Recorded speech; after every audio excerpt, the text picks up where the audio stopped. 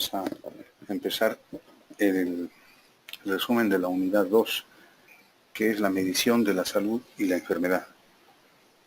El objetivo de esta unidad es describir las formas de medición de la salud y sus aplicaciones, identificar las formas y uso de la presentación tabular y gráfica de los datos, describir, calcular e interpretar y aplicar las medidas de resumen de datos, describir, calcular, interpretar y aplicar las medidas de asociación. Vamos a ver que la medición de la salud y enfermedad en la población es el procedimiento de aplicar una escala estándar, una variable a un conjunto de valores. Esto es muy importante porque, como habíamos dicho anteriormente, la epidemiología va a describir la frecuencia de procesos de salud y enfermedad, los factores de riesgo, y no solamente eso, sino que va a presentar esta información ¿para qué? Para que los decisores tomen las medidas preventivas respectivas. Entonces, en este sentido, la medición es uno de los papeles muy importantes de la epidemiología porque nos va a permitir, en este caso, saber la magnitud de un problema de salud. Y para eso los sistemas tienen que estar armonizados y uniformizados. Desde ya, la herramienta que va a utilizar la epidemiología es la bioestadística para la expresión de sus resultados. Y como sabemos nosotros que todos los estadísticos que se están utilizando a nivel mundial, por ejemplo, para el cálculo de las tasas, de la morbilidad, son estandarizados, de tal manera que nos va a permitir comparar diferentes realidades en diferentes países.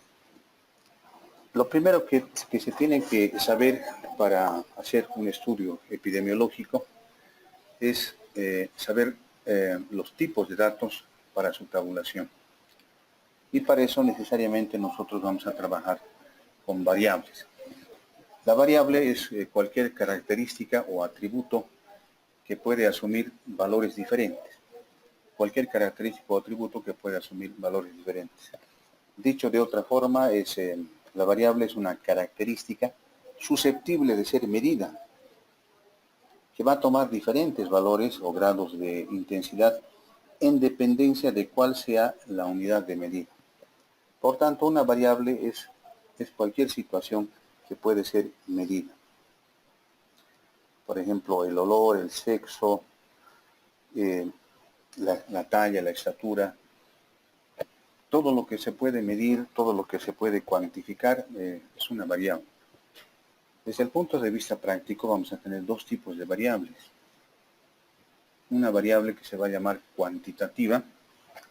Las variables cuantitativas en realidad son numéricas, aquellos que se pueden cuantificar. Y dependiendo si son números enteros o asumen algún grado de fracción o decimal, se van a llamar discretas y continuas. Discretas cuando asumen números enteros y continuas cuando asumen números fraccionarios. Por ejemplo, la estatura puede ser 1,75, la concentración de glucosa puede ser 156 miligramos punto 2. En tanto, cuando son continuas, por ejemplo, la edad puede ser unos 37 años, 47 años, 50 años. Entonces, eso ya son variables cuantitativas discretas. En tanto que las variables cualitativas son las que, como su nombre lo indica, nos van a determinar cualidades. O sea, atributos que no se pueden medir numéricamente, como por ejemplo el color, el olor, el sexo, el estado civil, puede ser casado, soltero, viudo, el sexo puede ser masculino, femenino, que también va a tener dos características, pueden ser nominales, dicotómicas y politómicas. O sea, dependiendo de las categorías que van a asumir. Por ejemplo, el sexo es una variable cualitativa dicotómica porque va a asumir solamente dos categorías, puede ser masculino o femenino. En el caso, por ejemplo, si nosotros queremos evaluar el grado de satisfacción en un ambiente hospitalario, podemos decir satisfecho o no satisfecho. En tanto que cuando son politómicas, es decir, asumen más de dos categorías, por ejemplo, el estado civil, puede ser casado, soltero, viudo, divorciado. Cuando asumen más de dos categorías, una variable cualitativa se llama variable cualitativa nominal politómica. Nominal porque no está asumiendo ningún orden. Cuando una variable cualitativa asume un orden, entonces ya estamos hablando de variables cualitativas ordinales, como por ejemplo puede ser en el caso del grado de satisfacción. Podemos tener varias categorías. Si evaluamos la satisfacción del usuario, podemos tener la categoría, por ejemplo, satisfecho, poco satisfecho, insatisfecho o nada satisfecho. Entonces, de esa manera, estamos dándole un orden. Para el caso del cáncer cérvico-uterino, por ejemplo, hay las situaciones del NIC1, NIC2, NIC3, el grado de instrucción primaria, secundaria, postgradual, universitario, todo aquello que asume un orden, entonces, es una variable cualitativa ordinal. Todas estas variables, tanto cualitativas como cuantitativas, necesariamente tienen que asumir una escala. Una escala de clasificación es el conjunto de clases o categorías que se definen para clasificar la información en función de determinada variable. Para las variables cualitativas, la propia naturaleza de la variable establece las posibilidades de las categorías.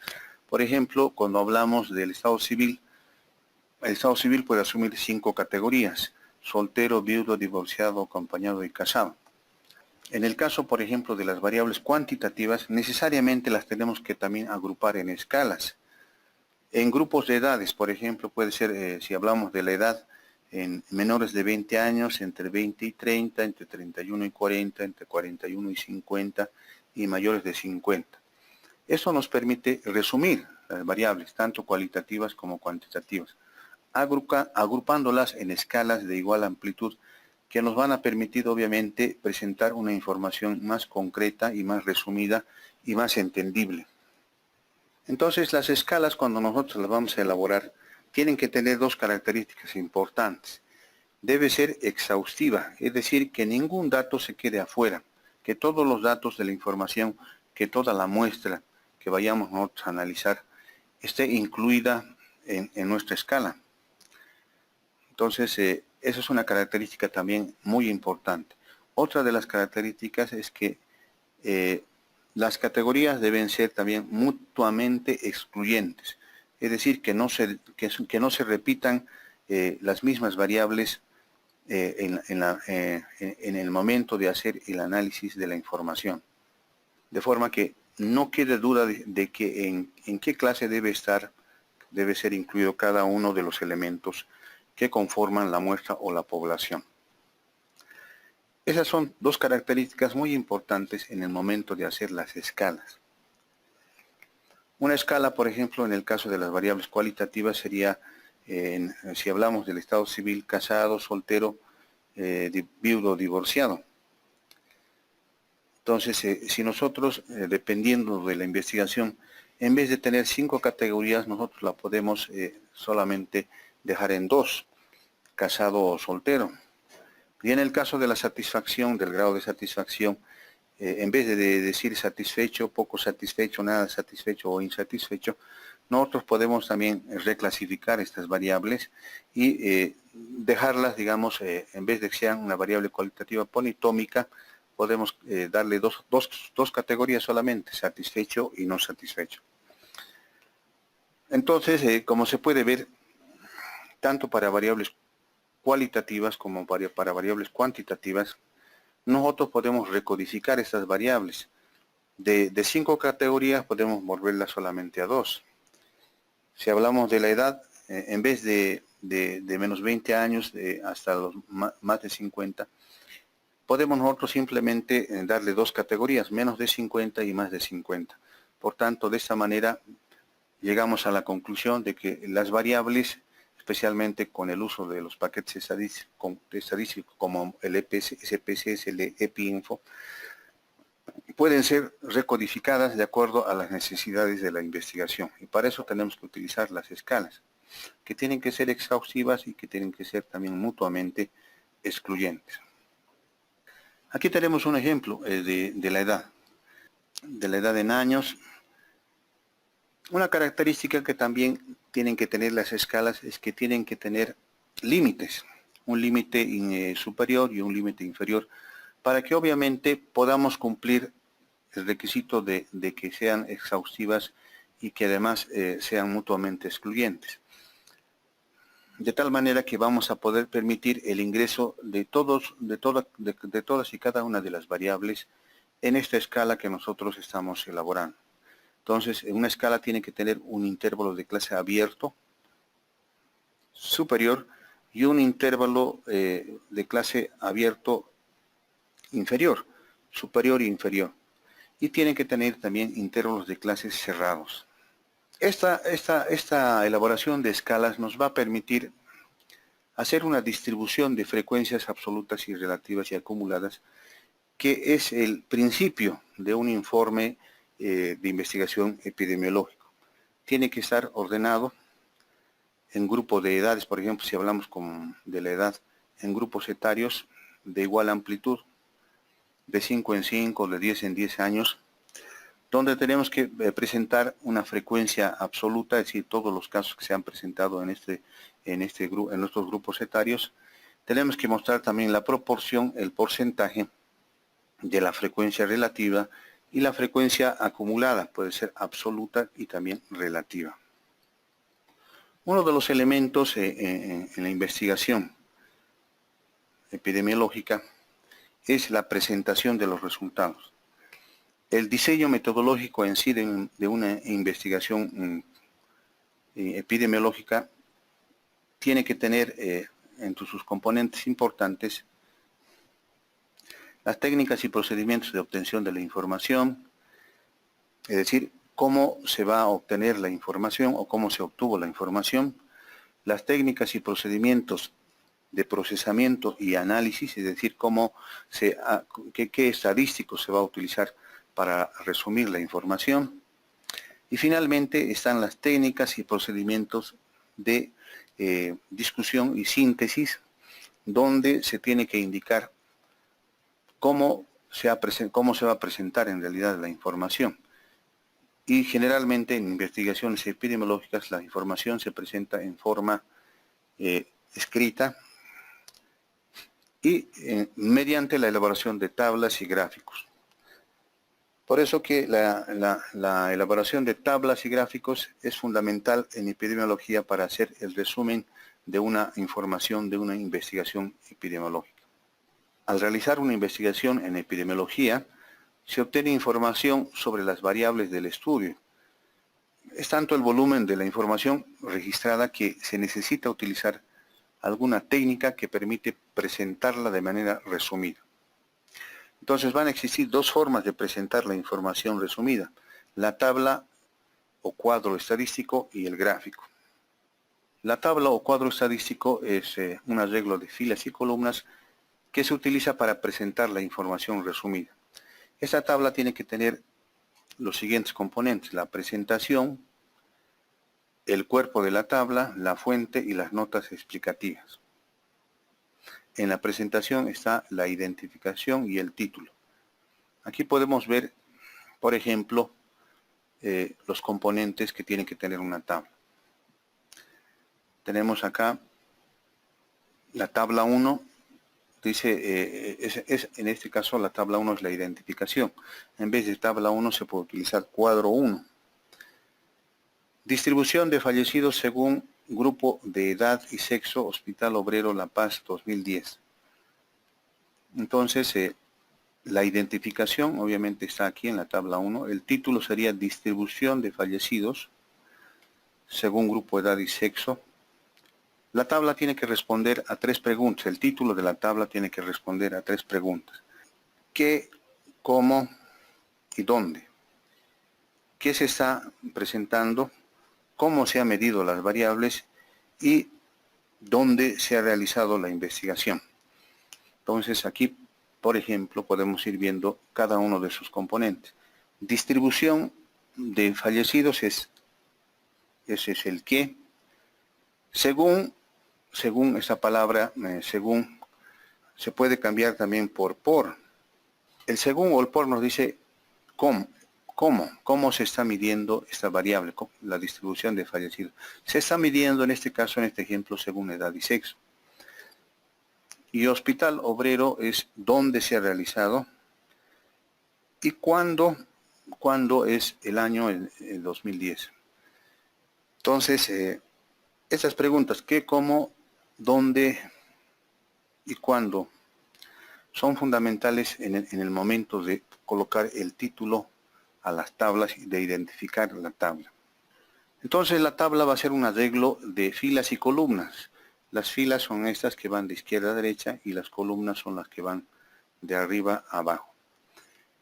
Saber en qué sentido se va a hacer el cruce de variables es fundamental cuando se trabaja con los paquetes estadísticos, tanto el SPSS como el EPINFO o el EPI7, que nos indican qué variable queremos nosotros mostrar en filas y qué variable en columnas. Generalmente, desde el punto de vista práctico, aquellas variables que tienen más de 2 categorías se las muestra en filas, mientras que en columnas aquellas variables se muestran aquellas variables que tienen menos categorías.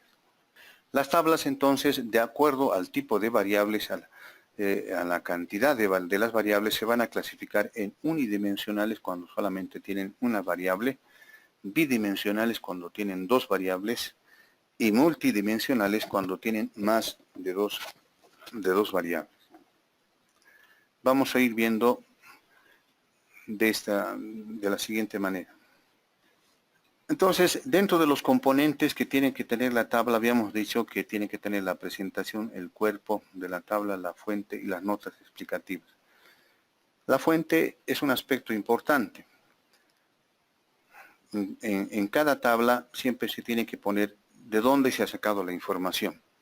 Cuando son fuentes primarias, significa que sean, en este caso, el investigador es el que ha elaborado su fuente primaria, es decir, su instrumento de recolección de la información. Puede ser una encuesta, un cuestionario. Puede ser un formulario de recolección de datos. La fuente es secundaria cuando uno directamente obtiene la información de lugares, de fuentes donde ya se dispone la información.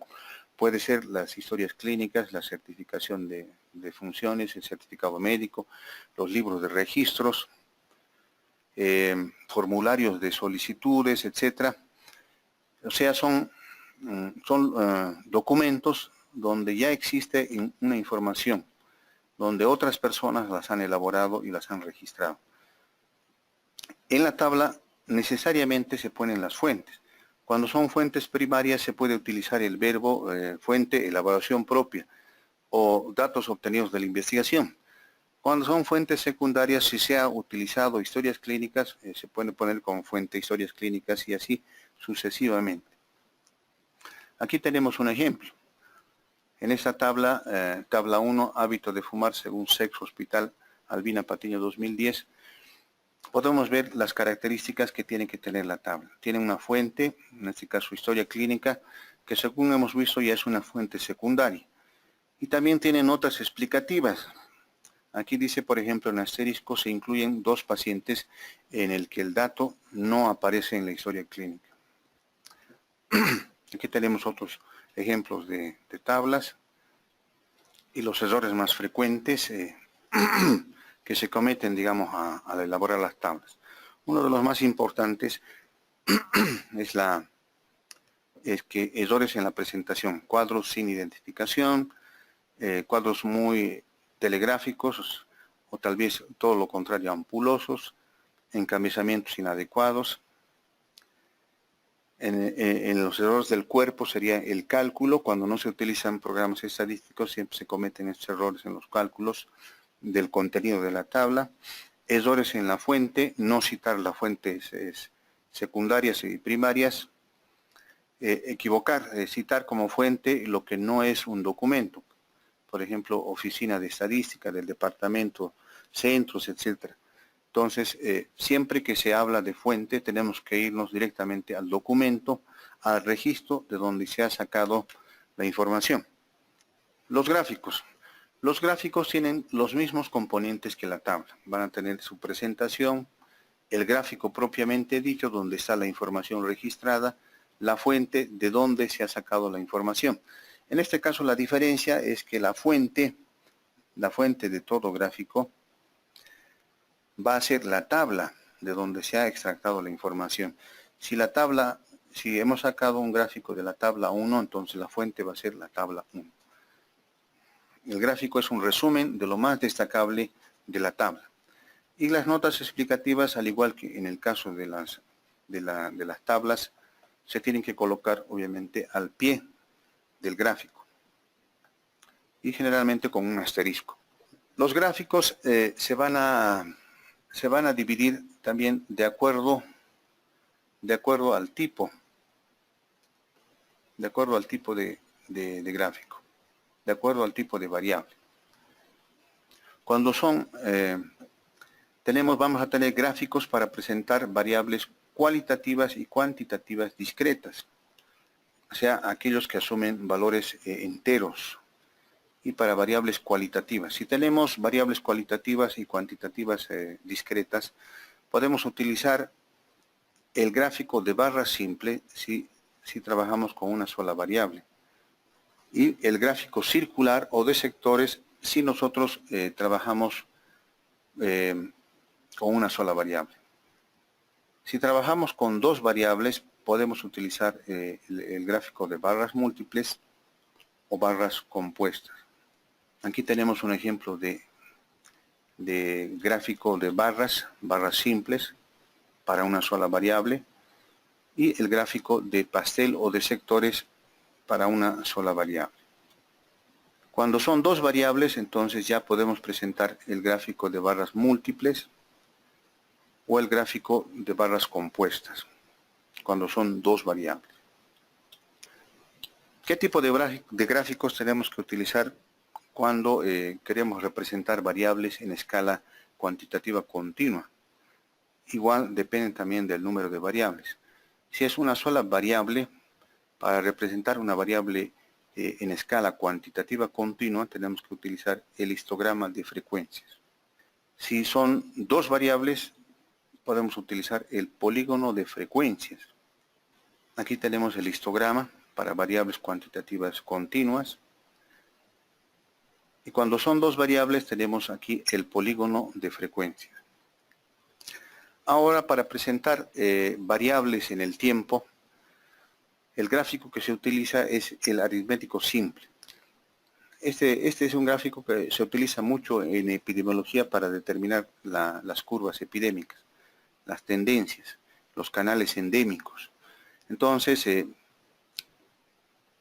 utiliza también para series cronológicas temporales para presentar una variable en el tiempo. Cada categoría va a estar representada por una curva. En el eje de las abscisas se consignan el año, mes, semana, etcétera, según la unidad de tiempo. En el caso, por ejemplo, de la vigilancia epidemiológica y de los canales endémicos, se utilizan las semanas epidemiológicas que tendrían que estar en las abscisas.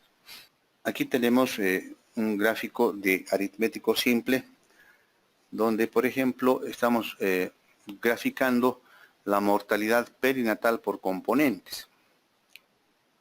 Tenemos aquí los años y las tasas de mortalidad. Y esto lo estamos representando en este gráfico aritmético simple. Aquí tenemos los años y las tasas de mortalidad neonatal y fetal. Ahora vamos a hablar de las medidas de resumen de las variables cualitativas y cuantitativas. Primeramente, las medidas de resumen de las variables cualitativas van a ser la proporción, el índice y la razón y la tasa. Vamos a empezar por la proporción. La proporción es la relación por cociente entre las unidades de análisis que pertenecen a una categoría A de una variable y el total de las unidades de análisis, A más B. Si se multiplica por 100, se obtiene el 100%, es decir, se obtiene el porcentaje.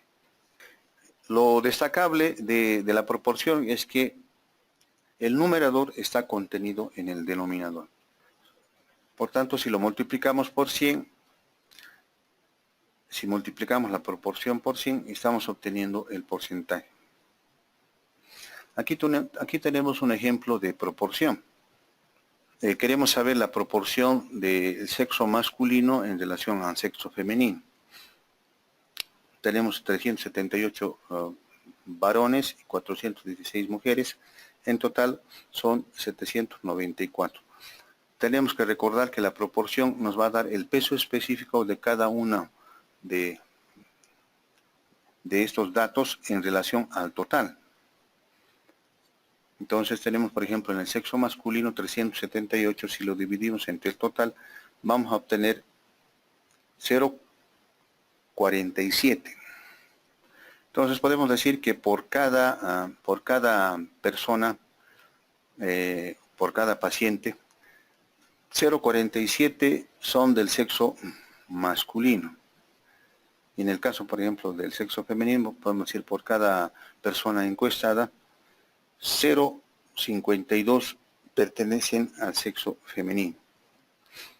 Entonces, desde este punto de vista, digamos, en este sentido tiene muy poca utilidad la proporción. Pero si lo multiplicamos ya por 100, entonces obtenemos el porcentaje.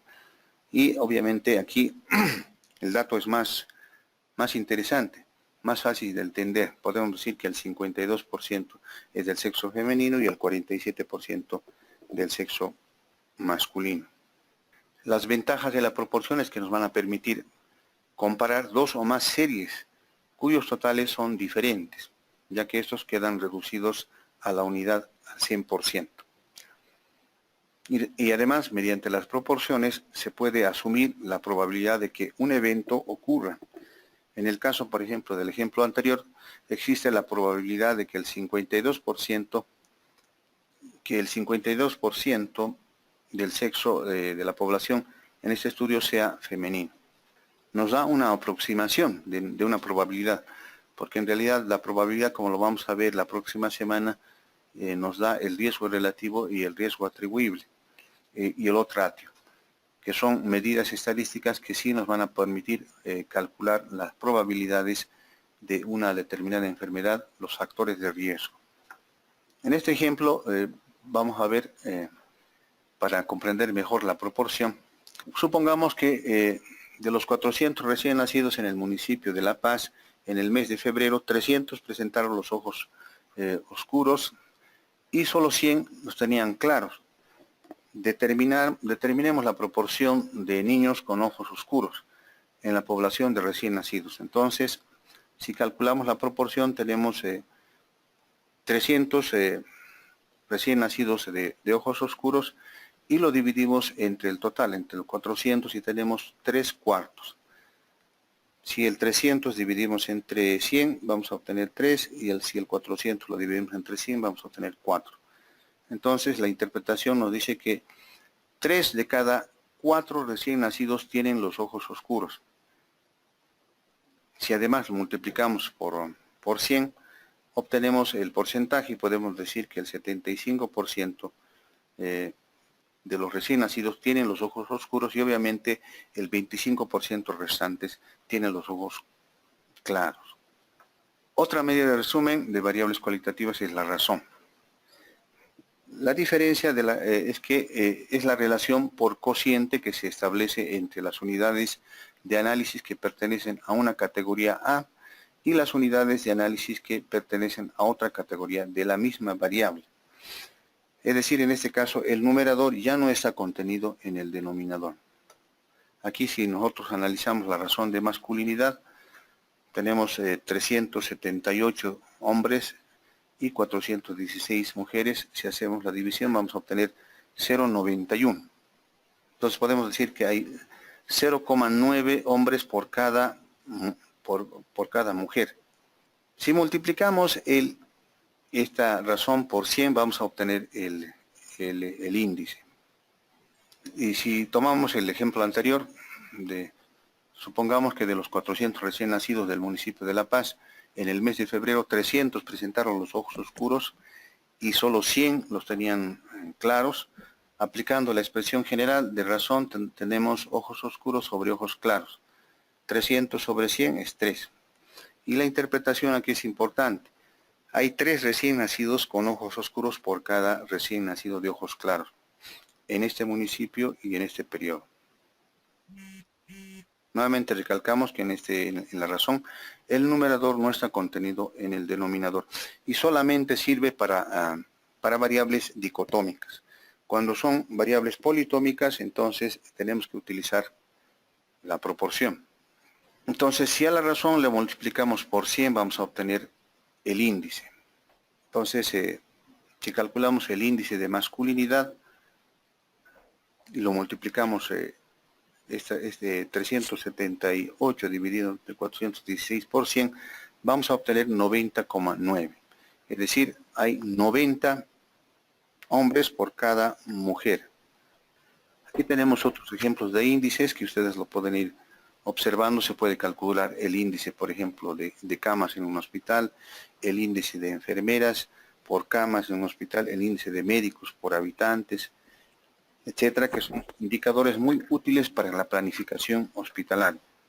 Otra medida de las variables cualitativas y bien importante es la tasa, que es la relación por cociente que expresa el riesgo de que ocurra cierto evento en una población y periodo determinado de tiempo. Esto es muy importante. Tanto en el numerador como en el denominador tienen que estar pareados en cuanto al lugar y tiempo. En el numerador vamos a poner el número de veces que ocurrió el fenómeno en un área geográfica y en un periodo determinado, y en el denominador el número de habitantes de la población en el cual puede ocurrir el fenómeno. Así podemos calcular, por ejemplo, las tasas de mortalidad, las tasas de letalidad, las tasas de morbilidad y mortalidad, que son parámetros muy importantes para justamente hacer las evaluaciones epidemiológicas. Aquí tenemos un ejemplo.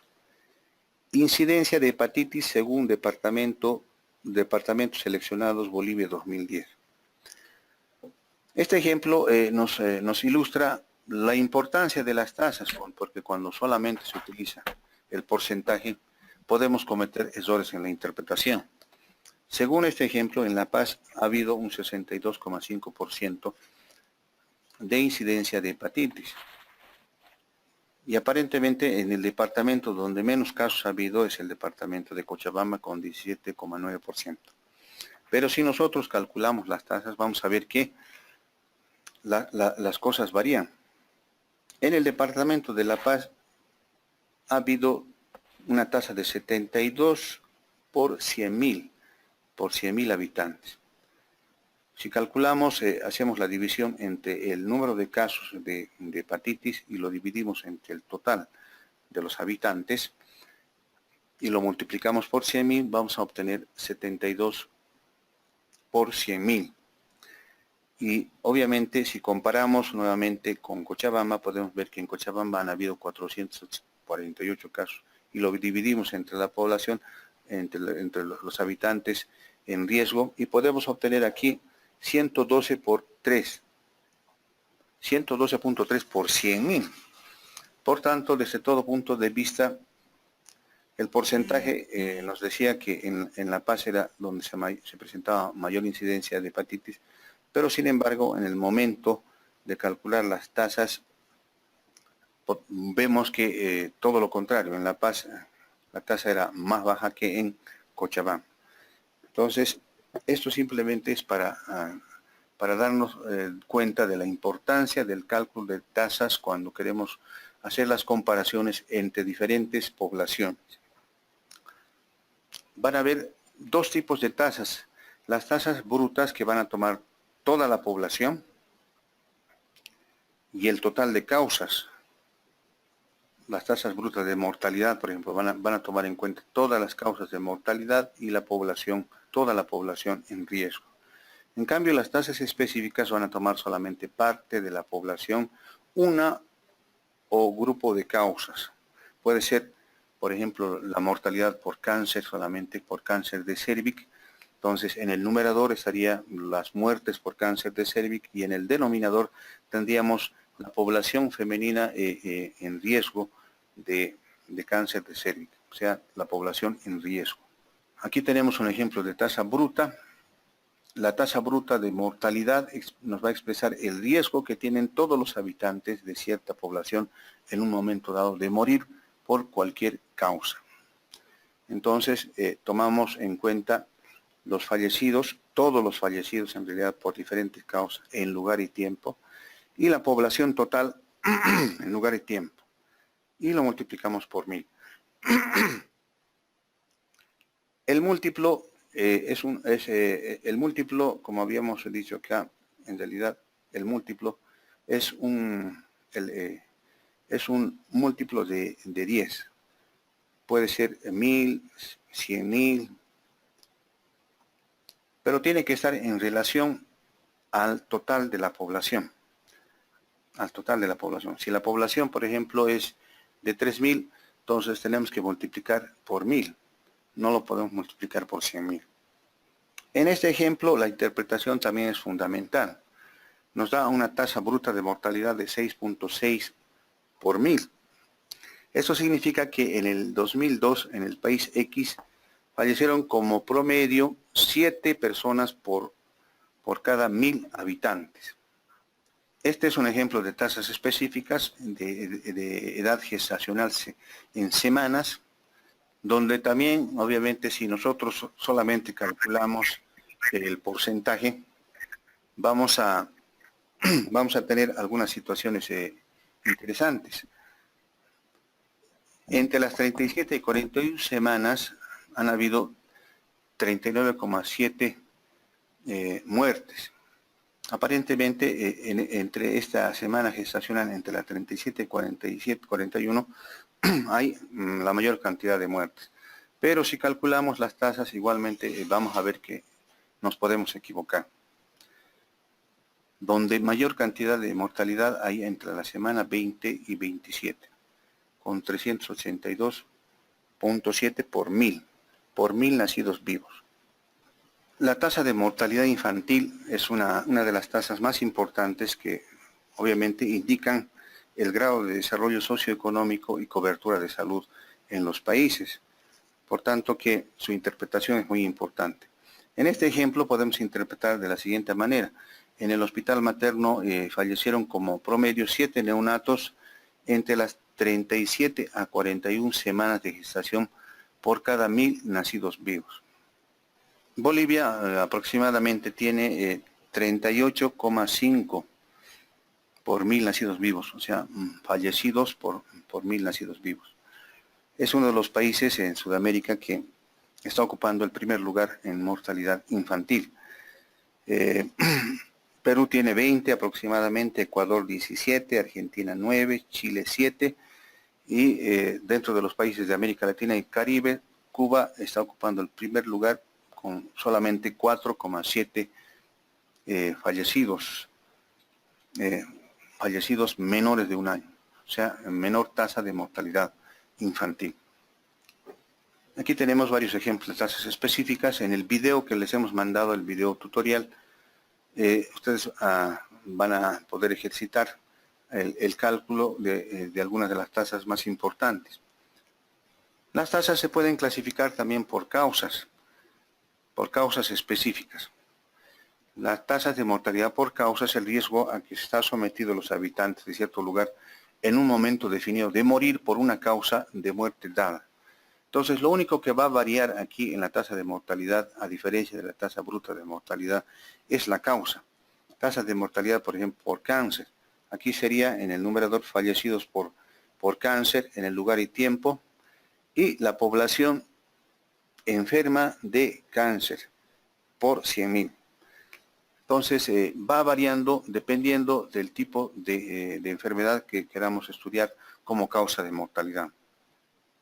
Aquí tenemos una tasa de mortalidad específica por enfermedades coronarias, por ejemplo, donde tenemos en el numerador los fallecidos por enfermedades coronarias y aquí en el denominador la población en riesgo. Y en este ejemplo obtenemos que es 193 por 100.000.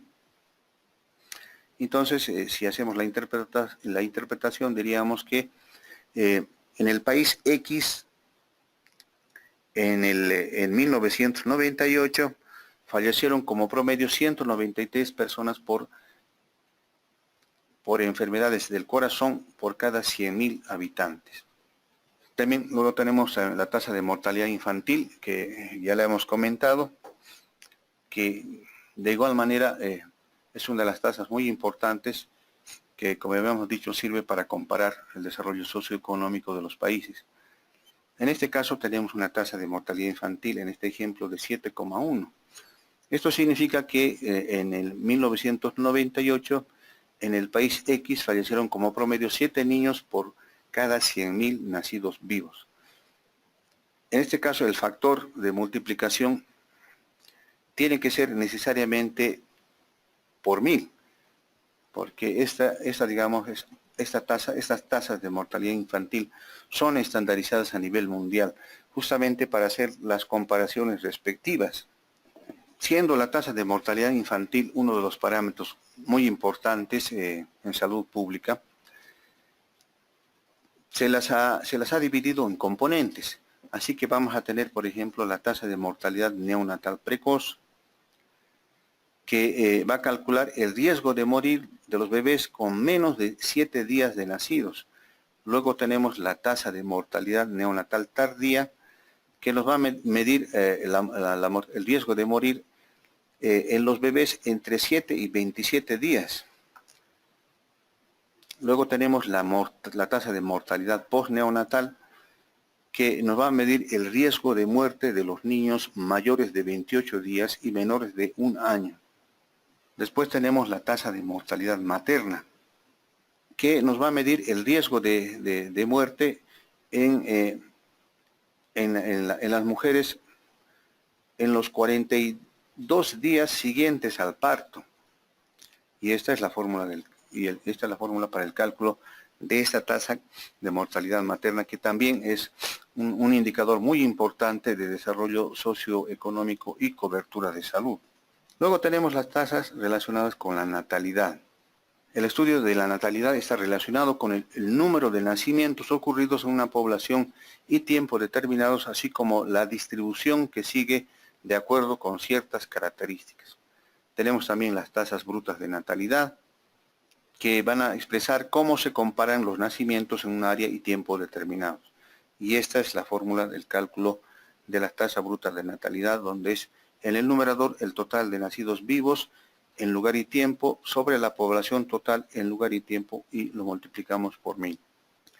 En este ejemplo tenemos 13,6, lo que significa que en 1998 en el país X nacieron como promedio 14 niños por cada 1000 habitantes. Tenemos también las tasas de fecundidad, podemos calcular las tasas de fecundidad. Este indicador nos va a medir la natalidad, pero tomando en cuenta solamente a la población femenina en edad reproductiva, es decir, entre los 15 y 49 años. Tenemos también las tasas de fecundidad específica por edad y las tasas de morbilidad. Las tasas de morbilidad también son otra medida de resumen de las variables cualitativas que nos van a indicar, en este caso, la morbilidad, es decir, las enfermedades, el patrón de enfermedades que sufren los habitantes en alguna región. Pueden ser estudiadas numéricamente mediante las tasas de morbilidad.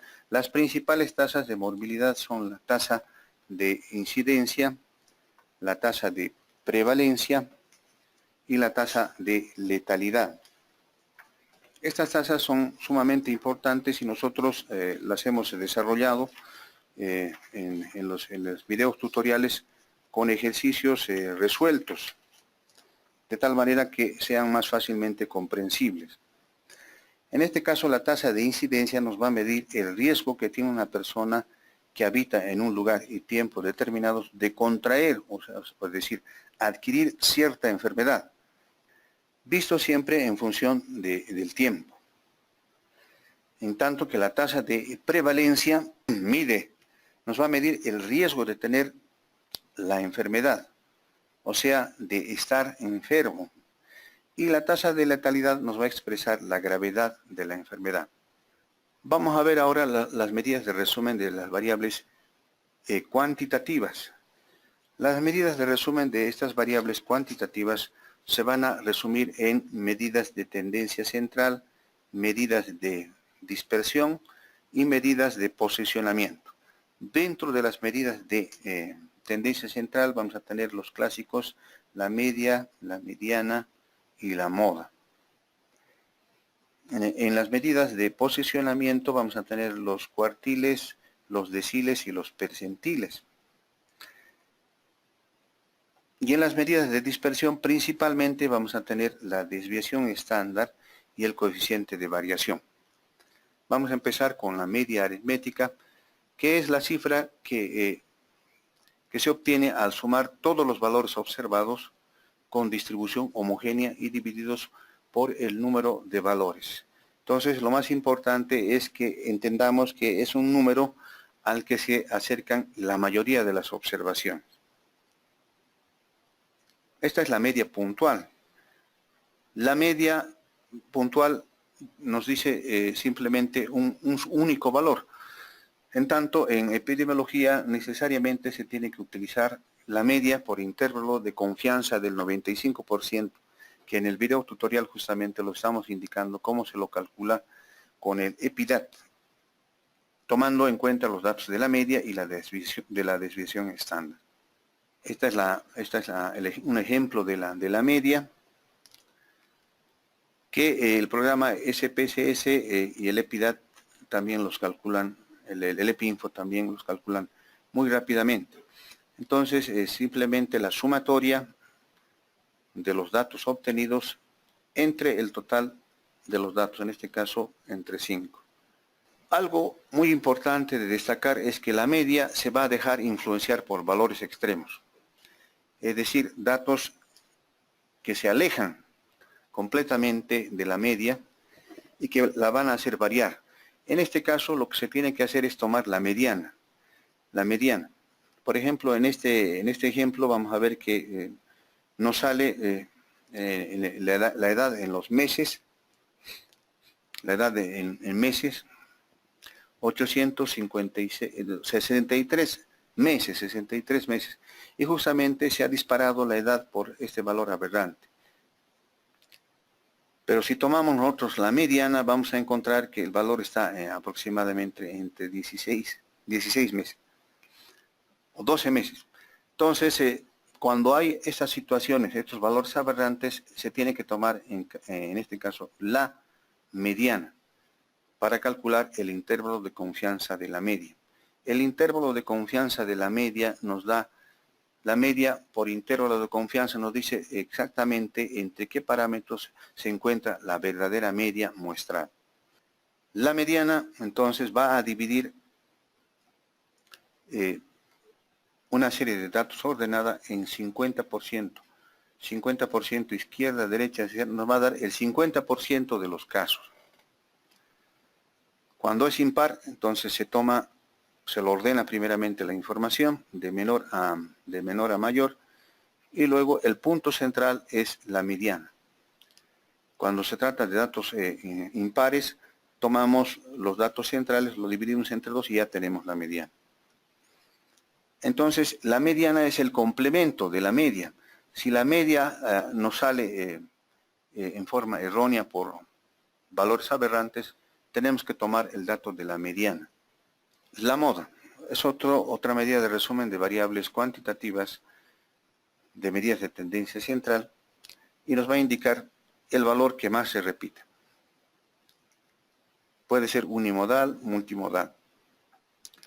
Y las medidas de posicionamiento nos van a indicar, en realidad, como su nombre indica, cuál es el valor, digamos, en el cual está una determinada variable. Tenemos los cuartiles que van a dividir una serie de datos en 4 partes iguales, cada parte un 25%. Tenemos los deciles que van a dividir una serie ordenada de datos en 10 partes iguales. Si tomamos el ejemplo del cuartil, podemos decir, en el caso, por ejemplo, de la frecuencia cardíaca, mostramos los resultados de la frecuencia cardíaca en latidos cardíacos por minuto de 100 pacientes ingresados en el servicio de medicina interna del Hospital Juan 23.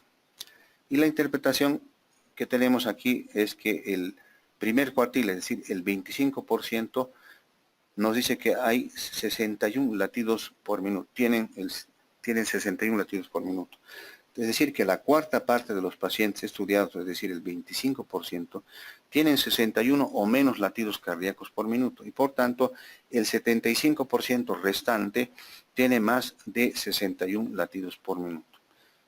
Según los valores de referencia, está todavía dentro de los parámetros normales. Los deciles van a dividir un número ordenado de datos en 10 partes iguales. Tomando en cuenta la frecuencia cardíaca, podemos decir aquí que la décima parte, o decir, el 10% de la población en estudio tenía 60 o menos latidos por minuto, es decir, por tanto, el 90% tenía una frecuencia cardíaca de más de 60 latidos por minuto. Los percentiles van a dividir una serie ordenada de datos en 100 partes iguales.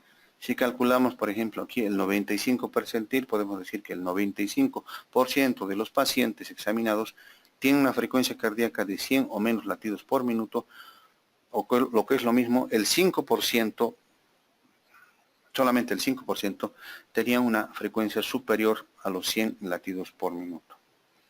Entonces nos indica exactamente el porcentaje, digamos, de un determinado valor, dónde se ubica. Luego tenemos las medidas de dispersión, donde tenemos a la desviación estándar y el coeficiente de variación como los más importantes. La desviación estándar nos va a indicar cuán cerca o cuán lejos está una serie de datos de la media.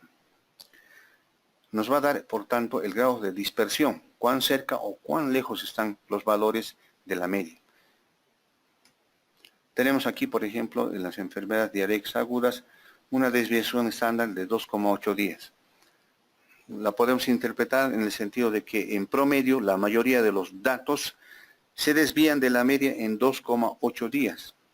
Este valor, en realidad, así, tal como está la desviación estándar, no nos es de mucha utilidad. La desviación estándar, más que todo, nos sirve para calcular el intervalo de confianza de la media, que junto con la media nos van a decir exactamente entre qué parámetros se mueve la verdadera media poblacional o muestral. Luego tenemos el coeficiente de variación, que es la relación entre la desviación estándar y la media multiplicada por 100. Es decir, la desviación estándar porcentual. Y nos va a servir también para determinar si hay mucha variación o no hay mucha variación entre una determinada información. A mayor coeficiente de variación, mayor dispersión. Nos sirve principalmente para ver la reproducibilidad, la repetitividad de un número de datos determinado. Se utiliza en química clínica para validar reactivos, para determinar la reproducibilidad de un determinado reactivo, y de esta manera a menor coeficiente de variación obviamente va a haber mayor reproducibilidad de la información. Bien, con esto hemos terminado los ejercicios de autoevaluación, se los hemos mandado resueltos, explicados, y solamente nos quedaría, digamos, revisar aquí algunas preguntas de falso verdadero, preguntas de elección múltiple. Es importante recordarles que las preguntas de evaluación van a salir de la unidad 1 y de las preguntas de autoevaluación de la unidad 2. Si tienen alguna pregunta, alguna consulta, estamos dispuestos a responder. Hola, ¿me oye? Hola. A ver, un poco más fuerte. Hola, doctor. Sí. Doctor, le pregunto los ejercicios, buenas noches, los ejercicios, ¿hasta cuándo es nuestro plazo para presentarlo? Hasta la próxima semana, cuando vamos a empezar ya la unidad, Hasta el otro viernes. la unidad 3. Antes del jueves tienen que ser. Antes del jueves. Ah, Sí. porque los ejercicios los puso anoche, ¿no? Ayer. Sí. Este, Hemos subido un video, por si ya, acaso, resuelto, de ejercicios resueltos para que ustedes puedan practicar. y se lo enviamos Por el correo. por el mismo medio, por Sí, correo. Ah, ya. Ya, doctor, sí. Gracias. por nada, pues, por nada. Ya, entonces, en vista de que no hay consultas, vamos a responder, las últimas preguntas de la autoevaluación para que podamos entenderla. En realidad, estas preguntas, las 5 y hasta las 5, las hemos resuelto en el video tutorial que les hemos mandado. Todas estas ya están resueltas y ustedes la tienen que utilizar justamente para que puedan practicar el manejo del EPIDAT y su interpretación, el manejo del Excel y su interpretación. Vamos a responder esa pregunta 11 que dice: diga de las siguientes afirmaciones es falsa o verdadera. La tasa de mortalidad por causa es el riesgo a que están sometidos los habitantes de cierto lugar en un momento definido de morir por una causa de muerte dada. Entonces aquí ustedes tienen que poner si es falso o verdadero esta afirmación. La tasa de mortalidad por causa es el riesgo a que están sometidos los habitantes de cierto lugar en un momento definido, el riesgo de morir por una causa de muerte dada. Entonces habíamos dicho que siempre las tasas van a medir el riesgo y tiene que haber siempre un componente. En el numerador tienen que ser los fallecidos por una determinada causa y en el denominador tiene que estar la población en riesgo. Entonces aquí desde ya es la respuesta es la verdadera. Diga si las siguientes afirmaciones es falsa o verdadera. La tasa de mortalidad es un indicador que toma como población expuesta al riesgo a los nacidos vivos en periodo y se calcula por la siguiente fórmula. Esta es la tasa de mortalidad infantil, donde se toman los fallecidos menores de 1 año y los nacidos vivos en lugar y tiempo, y habíamos dicho que siempre se multiplica por 1000 nacidos vivos. Entonces ustedes ya van a sacar su propia conclusión de que si la afirmación es falsa o verdadera. Vamos a esta otra pregunta. ¿Cuál de las siguientes no es una tasa de morbilidad? Habíamos dicho que la tasa de morbilidad son la tasa de letalidad, la tasa de incidencia, la tasa de prevalencia. Entonces ustedes aquí también fácilmente pueden sacar su conclusión. La pregunta 14, una medida de incidencia usualmente expresada en porcentaje y que se refiere a las poblaciones específicas en periodos de tiempo limitados, como por ejemplo epidemias, se conoce como prevalencia, tasa ajustada, tasa de letalidad, tasa de ataque, tasa de mortalidad. En el video tutorial que les hemos mandado, justamente ustedes estamos haciendo muchos ejercicios o algunos ejercicios con esta tasa, y es la tasa de ataque. Finalmente vamos a ver esta pregunta que dice: diga si la siguiente afirmación es falsa o verdadera. La media, la mediana y la moda son medidas de tendencia central. La desviación estándar es una medida de dispersión y los cuartiles, deciles, percentiles son medidas de posicionamiento, y las principales medidas de resumen de variables cualitativas son la tasa, razón y la proporción. Entonces, con lo que hemos visto en esta presentación, ustedes también pueden sacar sus conclusiones. Bueno, pues muchísimas gracias y nos vemos la próxima semana. La siguiente semana también vamos a subir ejercicios resueltos y propuestos para que ustedes puedan practicar en este caso ya la medición del impacto. Vamos a calcular el riesgo relativo, riesgo atribuible, la razón de expuestos, de no expuestos, de tal manera que ustedes lo vean este módulo lo más práctico posible. Muchísimas gracias y hasta la próxima semana.